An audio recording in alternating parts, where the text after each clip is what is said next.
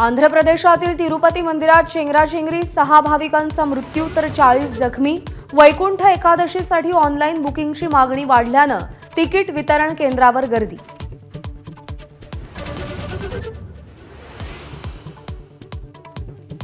गर्दीच्या हिशोबाने व्यवस्था का नाही? तिरुपती चेंगराचेंगरी प्रकरणी आंध्र प्रदेशचे मुख्यमंत्री चंद्राबाबू नायडूंनी अधिकाऱ्यांना फटकारलं, तर पंतप्रधान मोदी राहुल गांधींकडून शोक व्यक्त।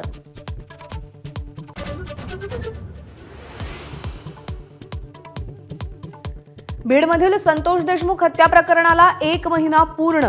हत्येच्या निषेधार्थ आज राज्यभरातील ग्रामपंचायतींचं कामबंद आंदोलन।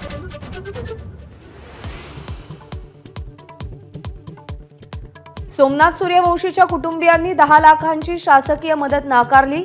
सोमनाथच्या मृत्यूला जबाबदार पोलिसांवर कारवाई होईपर्यंत मदत स्वीकारणार नाही, कुटुंबियांची भूमिका।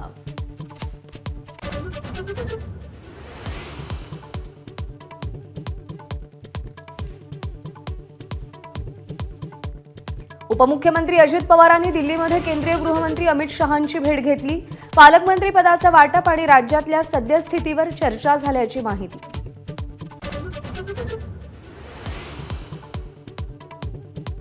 विधानसभा निवडणुकीत संघानं केलेल्या प्रचाराचं शरद पवारांकडून तोंड भरून कौतुक।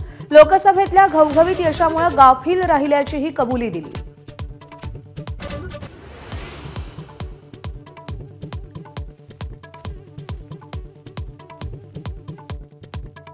जिल्हा निर्मितीच्या 10 वर्षांनंतरही पालघरची आरोग्य यंत्रणा आजारीच।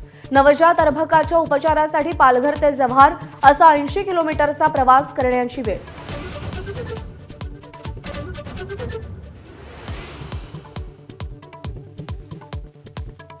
सिडकोच्या घरांच्या किमती कोट्यवधींच्या घरात। सर्वसामान्यांच्या डोळ्यात धुळफेक झाल्याचा अर्जदारांचा आरोप।